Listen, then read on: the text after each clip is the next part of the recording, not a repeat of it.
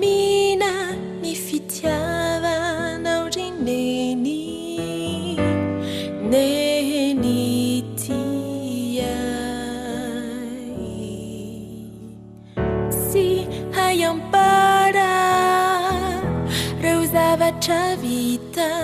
nataonao tamikio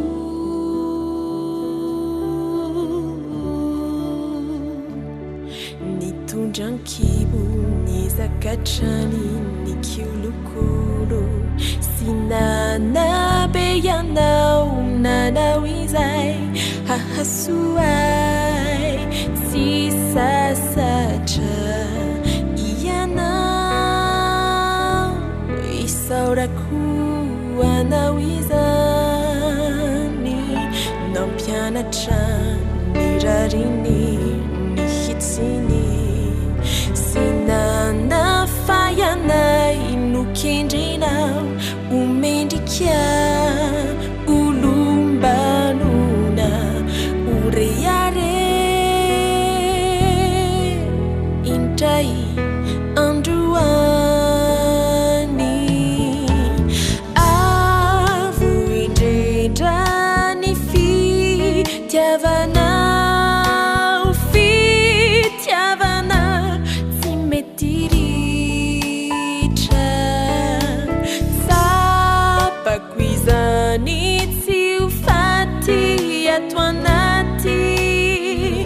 mandraky izay ato ampokoka ilazako izao teny tsotra izao tikorayana avo indrindra ny fitiavanao fitiavana tsy mety ritra sapako izany tsy ho faty ato anaty mandraky izay ato ampokoka ilazako izao teny tsotra izao tikorayana rineny tikolotra